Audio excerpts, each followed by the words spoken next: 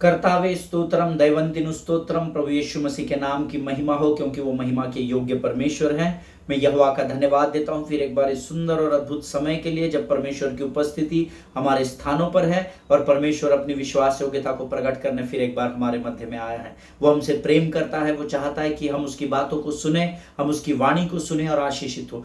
परमेश्वर का एक ही उद्देश्य है कि धर्मी आशीषों में बढ़ने पाए। हालेलुया प्रियो, वो उसने हमें धार्मिकता की चादर से सुरक्षित किया है और वो चाहता है जिस कार्य के लिए उसने मुझे और आपको उद्धार दिया है उस कार्य में हम दिन प्रतिदिन बढ़ते चले जाने पाए। हालेलुया। कल हम फास्टिंग के विषय में सीख रहे थे और परमेश्वर का धन्यवाद हो, बहुत सारे फोन कॉल्स मुझे आए, बहुत सारे, और उन्होंने कहा पास्टर हमने कल के वचन को सुना, ये सब बातें हमको मालूम थी पर आपने सरल और सटीक तरीके से हमको समझाया। और बहुत सारे लोगों ने कहा कि परमेश्वर ने सीधे तौर पर उनसे बातचीत की।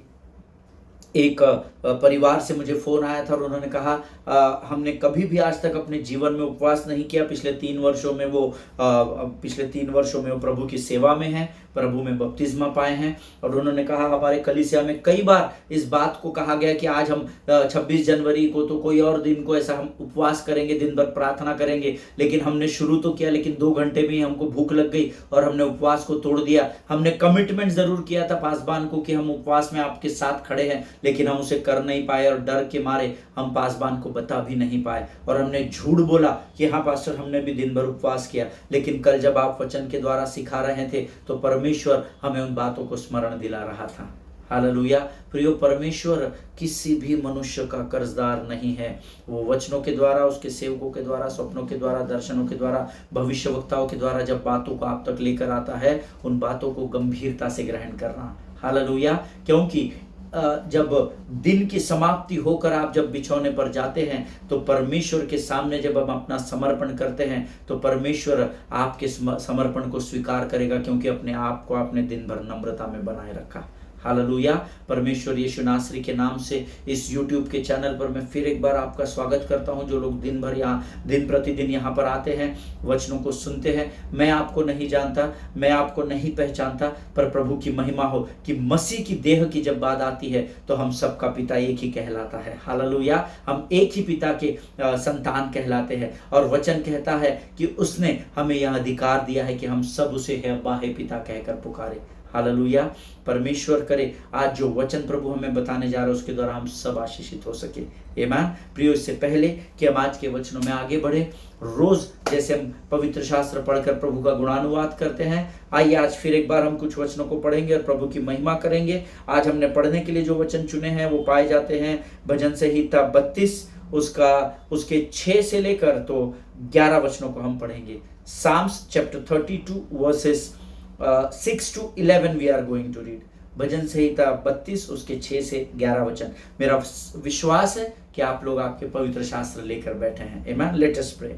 इस कारण हर एक भक्त तुझे ऐसे समय में प्रार्थना करे कि जब तू मिल सकता है। निश्चय जब जल की बड़ी बाढ़ आए तो भी उस भक्त के पास न पहुंचेगी। तू मेरे छिपने का स्थान है, तू संकट से मेरी रक्षा करेगा, तू मुझे चारों ओर से छुटकारे के गीतों से घेर लेगा। मैं तुझे बुद्धि दूंगा और जिस मार्ग में तुझे चलना होगा उसमें तेरी अगुवाई करूंगा। मैं तुझ पर कृपा दृष्टि रखूंगा और सम्मति दिया करूंगा। तुम घोड़े और खच्चर के समान न बनो जो समझ नहीं रखते। उनकी उमंग लगाम और रास से रोकनी पड़ती है, नहीं तो वे तेरे वश में नहीं आने के।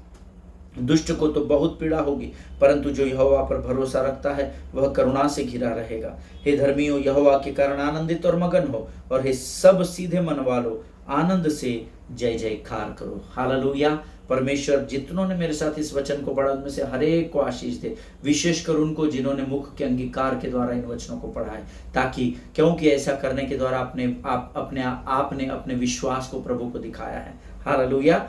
इस कारण हर एक भक्त तुझसे ऐसे समय में प्रार्थना करे जब तू मिल सकता है। तो पास आप किस समय प्रार्थना करें? हर समय, हर पल, हर क्षण प्रार्थना करें, क्योंकि परमेश्वर हर समय मिलने वाला परमेश्वर है। हालेलुया। वैयक्तिक रूप से जब आप प्रार्थना करें, मेरे पासबान ने मुझे सिखाया है, तू भोर को प्रार्थना कर, क्योंकि वचन सिखाता है।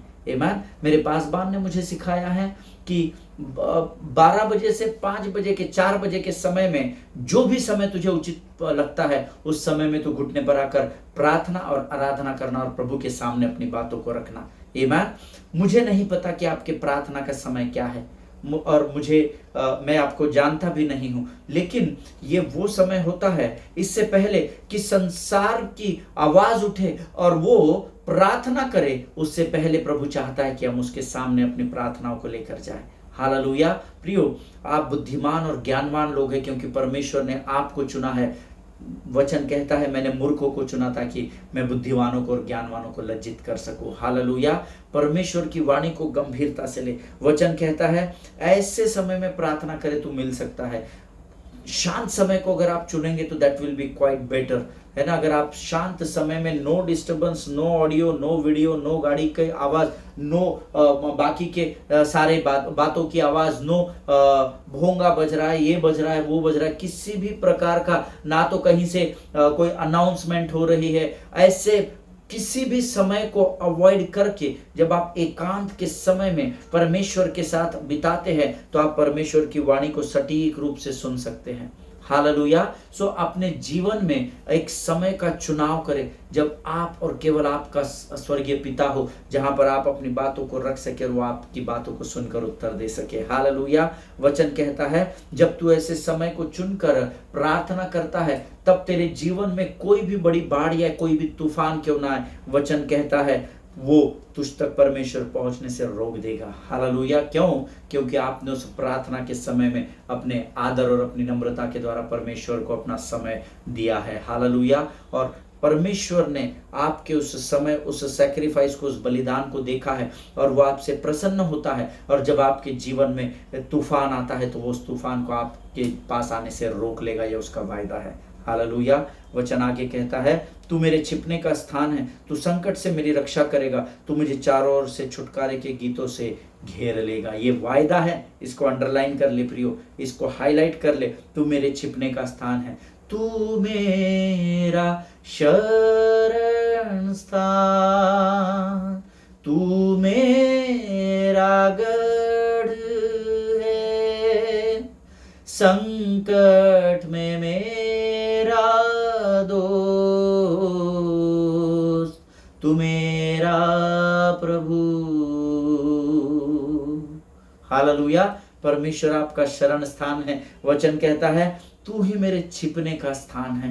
आमीन। तू संकट से मेरी रक्षा करेगा, करने वाला नहीं है, करेगा। हालेलुया। आज कर रहा है और कल जो भी तूफान आपके जीवन में आएंगे परमेश्वर उसके द्वारा भी आपकी रक्षा करेगा। यह परमेश्वर का वायदा है। तू मुझे चारों ओर से छुटकारे के गीतों से घेर लेगा, तूने मुझे आगे पीछे घेरे रखा है, अपना हाथ मुझ पर धरे रखा है, तेरी आत्मा से भाग कर मैं कहाँ जाऊं, तेरी आत्मा से भाग कर मैं कहाँ जाऊं। आमीन। जब आप प्रभु की आराधना करते हैं, वो आराधना, परमेश्वर के गीत आपको चारों ओर से सुरक्षा के घेरे में ले लेते हैं और जब शत्रु आपको छूने की कोशिश करता है तो वो नेस्तनाबूत हो जाता है। हालेलुया। आमीन। मैं तुझे बुद्धि दूंगा और जिस मार्ग में तुझे चलना होगा उसमें तेरी अगुवाई करूंगा। हालेलुया। परमेश्वर का भय बुद्धि का आरंभ होता है। जब आप प्रभु के भय में अपने जीवन को बिताते हैं आप बुद्धि को प्राप्त करते हैं और वो बुद्धि आपको ये अगुवाई करती है कि आपको आपके जीवन में किस मार्ग पर चलना है। आमीन। और इतना ही नहीं, वचन आगे और वायदा करता है कि मैं तुझ पर कृपा दृष्टि रखूंगा और सम्मति दिया करूंगा। हालेलुया। उसकी कृपा हमेशा हम पर बनी रहेगी, ये उसका वायदा है। तुम घोड़े और खच्चर के समान न बनो जो समझ नहीं रखते, उनकी उमंग लगाम और रात से रोकनी पड़ती है, नहीं तो वो तेरे वश में नहीं आने के। घोड़े और खच्चर क्या होता है ना, घोड़ा और खच्चर का नेचर हम जानते हैं, अड़ियल टट्टू बोलते हैं उसको। वो अड़ जाता है, आप उसको कितना भी मारो, कितना भी लट से मारो, जूते चप्पल मारो, वो अपनी जगह से टस से मस नहीं होता, इतना सा भी हिलता नहीं है। उसको एडामेंसी कहते हैं, उसको घमंड कहते हैं, उसको एडामेंसी को एडामेंट का मुझे शब्द याद नहीं आ रहा है, लेकिन उसे अड़ियल, अड़ जाना, नहीं नहीं मुझे नहीं करना है। अरे ब्रदर कुछ नहीं होता, आप खड़े रहिए ना, आप गीत, नहीं नहीं मुझे नहीं गाना, मैंने एक बार बोल दिया ना आज मैं आराधना नहीं करूंगा, वो ब्रदर खड़े रहेंगे तो मैं नहीं खड़ा रहूंगा, उनको ही करने दीजिए यार। उसको कहते हैं अड़ियलपना, उसको कहते हैं अड़ जाना। लेकिन उसको घोड़े और खच्चर का स्वभाव भी कहा जाता है। ईमान सो वचन कहता है तुम घोड़े और खच्चर के समान ना बनो। तो अड़ियल नहीं तो क्या बनना है? नम्र बनो, दीन बनो। हालेलुया। क्योंकि नम्रता आपको पृथ्वी पर अधिकार देगी, और जो धन्य है वे जो दीन है, क्योंकि वे स्वर्ग के वारिस होंगे, परमेश्वर का वायदा है। हालेलुया। जिनके सुनने के कान हो वो सुन ले। परमेश्वर इस वचन के द्वारा यहाँ पर बहुत और से बात कर रहा है। Learn to be humble in your life. अपने जीवन में नम्र रहना सीखे। दुष्ट को तो बहुत पीड़ा होगी, परंतु जो यहोवा पर भरोसा रखते हैं वह करुणा से घिरा रहेगा। हालेलुया। वचन कहता है जो मनुष्य हर परिस्थिति में, अच्छे में और बुरे में, यहोवा पर भरोसा रखता है वो करुणा से घिरा रहेगा। परिस्थितियां आएगी, परिस्थितियां आपको हिट करेगी, पर यहोवा की करुणा आपकी सुरक्षा करेगी। हालेलुया। आमीन। 10वां वचन 12वां वचन 11वां वचन कहता है, हे धर्मियों यहोवा के कारण आनंदित और मगन हो, और हे सब सीधे मन वालों आनंद से जय जयकार करो। हालेलुया। आज का दिन यहोवा ने बनाया है, हम उसमें आनंदित हो, आनंदित हो। आमीन। आनंदित इसलिए नहीं हो क्योंकि आपका प्रार्थना का उत्तर मिल गया है, आनंदित इसलिए होना है क्योंकि आज का दिन यहोवा ने बनाया है। हालेलुया। परिस्थितियों की ओर ध्यान देना बंद करें प्रियो। परिस्थितियां, एक परिस्थिति से आप निकलेंगे तो दूसरी आएगी, दूसरे से निकलेंगे तीसरा तूफान, चौथी लहर आएगी, और ये जीवन भर चलेगा। बवंडर आएंगे, वायु के बवंडर आपको हिट करेंगे, लेकिन आपको इस बात का ध्यान रखना है कि आज का दिन यहोवा ने बनाया, इसलिए मुझे आनंदित रहना है। ईमान। परमेश्वर इन वचनों को समझने में आपकी सहायता और मदद करे। आइए इस समय हम परमेश्वर की वाणी को प्रभु की आत्मा के द्वारा स्वीकार करेंगे। उससे पहले हम अपना समर्पण प्रभु को करेंगे। Let us pray. धन्य यीशु नाम, धन्य यीशु नाम, धन्य यीशु नाम। आकाश और पृथ्वी को अपने शब्द मात्र से स्थिर करने वाले महान और जीवित परमेश्वर, हमें हे हब्बा हे पिता कहकर अधिकार देने वाले, उस अधिकार को, संतान के अधिकार को देने वाले परमेश्वर, हम तेरा गुणानुवाद करते हैं, तेरी स्तुति तेरी प्रशंसा करते हैं। राजा आज के इस पवित्र दिन में हम आनंद मनाते हैं प्रभु, क्योंकि आज का दिन तूने हमें दिया है परमेश्वर पिता। प्रभु जी आने वाला वचन हमारे जीवन में हर एक के लिए लाभ और आशीष का कारण होने पाए। शत्रु की हर एक युक्ति योजनाओं का यीशु नासरी के नाम से हम अपने जीवन से खंडन करते हैं। राजा हमारे जीवन के हर क्षेत्र पर तू आ पवित्र आत्मा, और तू नियंत्रण ले। शत्रु की उस हर एक लोमड़ी को जो हमें कमजोर करती है, उन सारी लोमड़ियों को यीशु नासरी के नाम से नरक लोक के अग्निकुंड में ढकेलते हैं। राजा प्रभु वचन को सुनते समय हमें बरगलाने वाली, विचलित करने वाली शत्रु की योजनाओं का खंडन हम यीशु के नाम से करते हैं। अपने आप को यीशु मसीह के लहू में सुरक्षित करते हैं। प्रार्थना को धन्यवाद के साथ यीशु के मीठे और पवित्र नाम में मांगते, सुन और बड़ी दया से ग्रहण कर। आमीन। हालेलुया। फिर एक बार मैं प्रभु यीशु मसीह के नाम से आप सबों का स्वागत करता हूँ। Last session we were learning about fasting. आमीन। और मैंने आपको बताया था कि फास्टिंग सीखने के लिए हमें ब्रेकफास्ट सीखना पड़ेगा। And what is breakfast? Breakfast is breaking the fast. उपवास को तोड़ना नाश्ता कहलाता है या ब्रेकफास्ट कहलाता है, इसीलिए उसको ब्रेकफास्ट ऐसा अंग्रेजी में कहा गया है। आमीन। और कुछ बातें हमने उसके विषय में सीखी थी। मैंने आपको अंतिम समय में का लैंडिंग नोट में कहा था कि जब आप उपवास करते हैं तो आप परमेश्वर की इच्छा को पूर्ण करते हैं। उपवास पूरा संसार करता है, उनकी मान्यता के अनुसार, उनके विश्वास के अनुसार, उनके डॉक्ट्राइन्स के अनुसार वो उपवास करते हैं। परंतु यहोवा का धन्यवाद हो जो हमें सच्चे उपवास के विषय में सिखाता है। Hallelujah. Breakfast is breaking the fast, and when you fast that means you fulfill the will of God. Hallelujah. अपने आप को मैं उपवास करके अच्छा पति पाऊंगा, अच्छी पत्नी पाऊंगा, 16 सोमवार करूंगा, 25 मंगलवार करूंगा, 500 शनिवार करूंगा, that will not make any difference in your life. आमीन। You shall know the truth and truth shall set you free. This is the word of God. तुम सत्य को जानोगे और सत्य तुम्हें आजाद करेगा, ऐसा परमेश्वर का वचन है। आमीन। और जब आप उपवास करते हैं तो एक ही दशा होती है, आप परमेश्वर की इच्छा को पूर्ण करते हैं। जब आप परमेश्वर की इच्छा को पूर्ण करते हैं तो आप परमेश्वर आपकी इच्छाओं को तृप्त करता है। As simple as that. Hallelujah. Fasting sharpens your spiritual senses. जब आप उपवास करते हैं, जो नोट्स लिखते हैं वो लिख लीजिए। Fasting sharpens your spiritual senses. उपवास आपके आत्मिक दशा को मजबूत करता धारदार करता है। आमीन। आपके घर में कैंची होती है ना, सीजर या चाकू होता है प्याज काटने का, टमाटर काटने का, ककड़ी काटने का ना, कुकुम्बर कैरेट हम उससे काटते हैं, लेकिन जब उसकी धार चली जाती है तो आप क्या करते हैं, उसको आप शार्पन करते हैं, या तो आप उसको यूजलेस समझकर फेंक देते हैं और नया नाइफ या नई सीजर को लेकर आते हैं। आमीन। So when you fast in the, जैसे आपके घर का नाइफ अगर काम नहीं कर रहा है या सीजर काम नहीं कर रही है, तो आप उसको शॉप में लेकर जाते हैं और उसको शार्पन करते हैं ताकि वो दोबारा आपके काम में आ सके। उसी प्रकार से जब आप फास्टिंग करते हैं, then fasting sharpens your spiritual senses. जब आप उपवास करते हैं तो आप अपने शरीर पर नियंत्रण पाते हैं, अपने हृदय पर, अपने भावनाओं पर नियंत्रण पाते हैं, जिसके द्वारा आपका उपवास आपको आत्मिक बातों पर नियंत्रण करने के लिए तैयार करता है। हालेलुया। मैंने आपसे कल ही बताया था, परसों भी बताया था, you don't fast for your spirit because your spirit is already in the right condition. You fast to take control on your body and your soul. Hallelujah. So always remember, when you fast, you sharpen your spiritual senses. आप आपके आत्मिक इंद्रियों पर नियंत्रण पाना सीखते हो जब आप उपवास करते हो। Hallelujah. Fasting takes you to another level with God. Amen. आपका उपवास करना आपके परमेश्वर के संबंध में आपको और ऊंचाई पर लेकर जाता है। परमेश्वर के संबंध की घनिष्ठता में उसके when you fast, you will be on another level with God. Amen.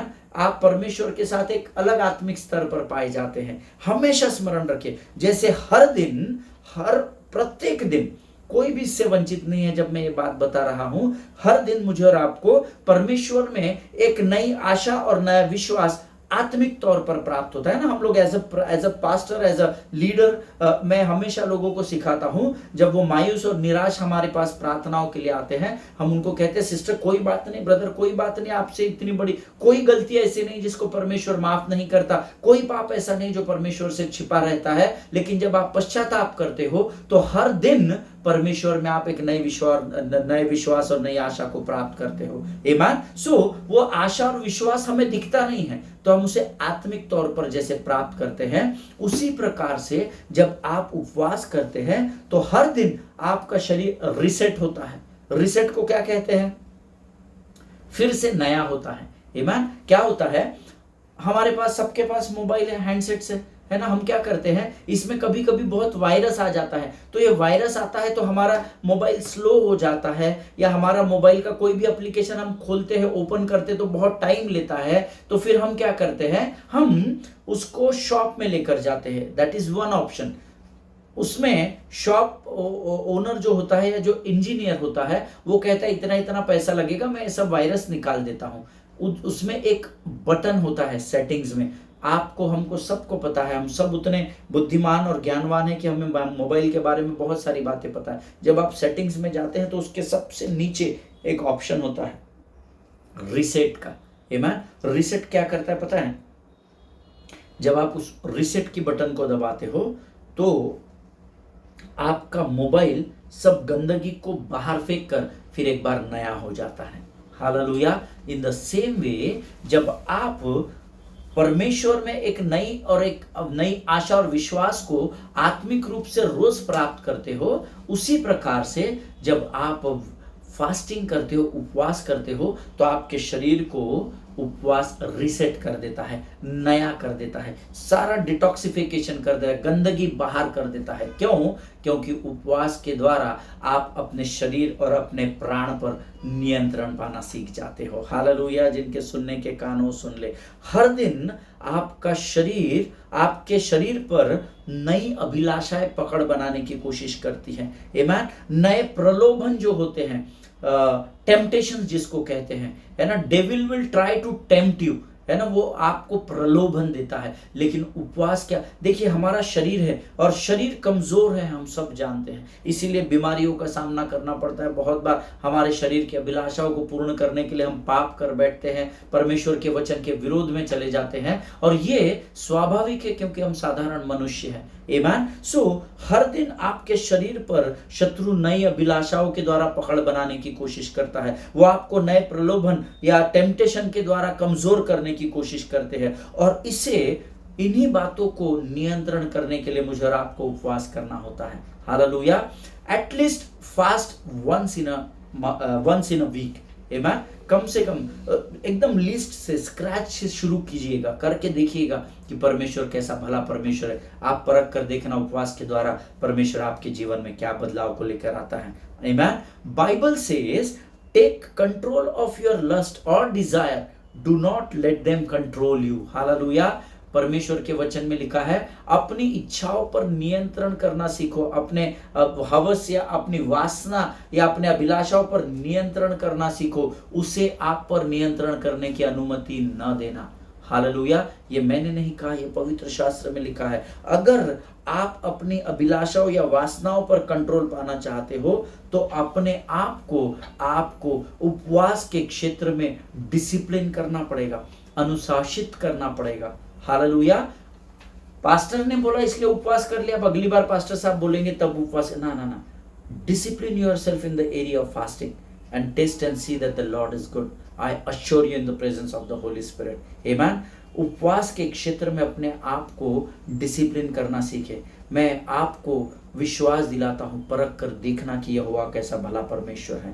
आमेन। परमेश्वर उसका प्रतिफल आपको जरूर जरूर जरूर देगा, ऐसा मेरा विश्वास है। Amen. Always remember, diet is not fasting. बहुत सारे लोगों को लगता है, अधिकांश लोगों को लगता है कि डाइट करना फास्टिंग करना होता है। No, diet is different. हमेशा ध्यान, क्या ब्रदर आप थोड़े पतले दिख रहे हैं, I am fasting. Fasting and dieting, there is a difference between both the words, always remember. Amen. वजन घटाने के लिए अपने भोजन पर नियंत्रण करना वो उपवास नहीं कहलाता है। हालेलुया। वो आप वजन घटाने की प्रक्रिया में है, आप उपवास की प्रक्रिया में नहीं है। वजन घटाने के लिए उल्टा तो आप खाना नहीं खाएंगे तो आपका वजन और बढ़ता है। जितने लोग यहाँ पर मेडिकल साइंस से रिलेटेड है वो इस बात को जानते हैं।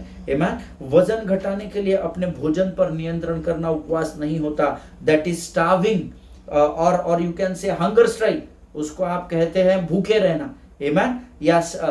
या कम खाना, भूखे रहना यानी उपवास करना नहीं होता है ना। इसीलिए हमको वचन का ज्ञान होना जरूरी है। मेरे वचन का ज्ञान न होने से प्रजा नष्ट हो रही है। आई एम गिविंग यू, अध्ययन के साथ में आपको कुछ नॉलेज, कुछ बुद्धि की बातों को इसलिए बता रहा हूं ताकि आप शत्रु के बहकावे से बचे रहे, उसके बहकावे में ना, बहली के जाल में आप फंसना नहीं है। आमेन। क्योंकि शत्रु चालाक है।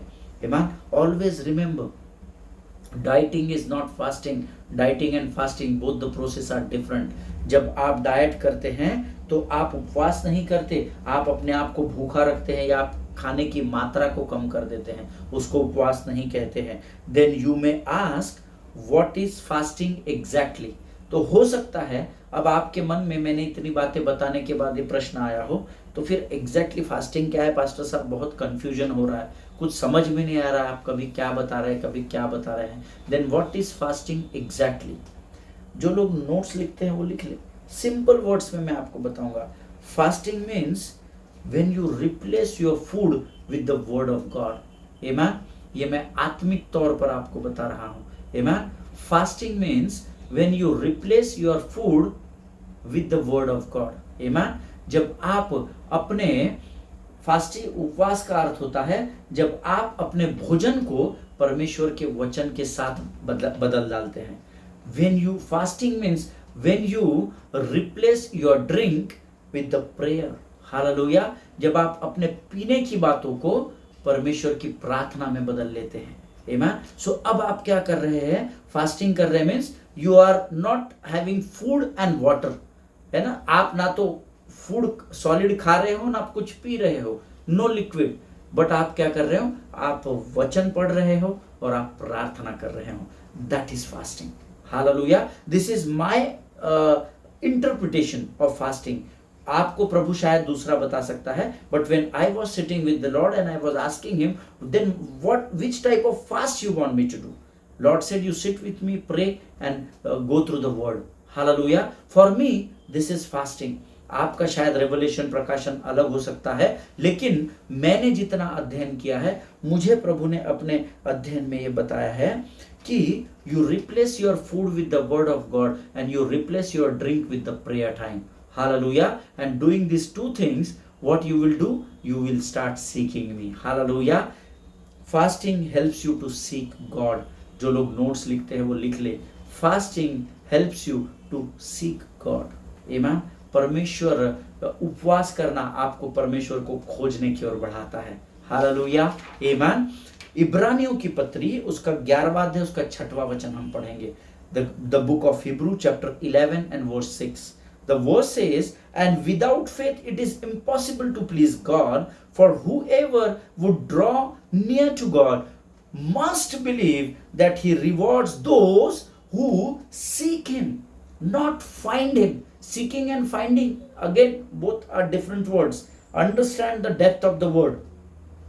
हिंदी में हम पढ़ेंगे, और विश्वास के बिना उसे प्रसन्न करना अनहोना है, क्योंकि परमेश्वर के पास आने वाले को यह विश्वास करना चाहिए कि वह है, और अपने खोजने वालों को प्रतिफल देता है, ढूंढने वालों को नहीं. आमीन.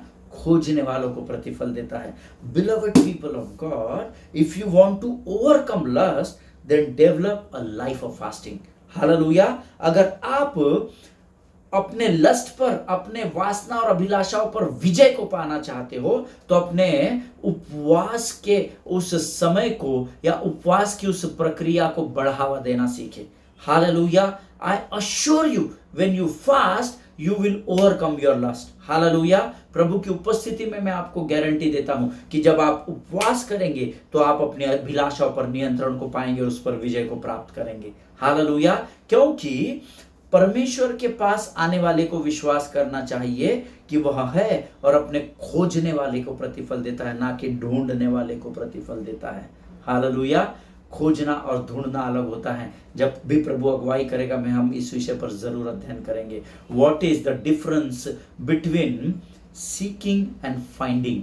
आमीन. What is the difference between seeking and finding. हम कभी ना कभी प्रभु अगुवाई करेगा और मुझे जरूर इस बात को स्मरण दिलाएगा. इस टॉपिक को लेकर मैं आऊंगा और परमेश्वर जरूर हमें इसके भेद की बातों को बताएगा. हालेलुया.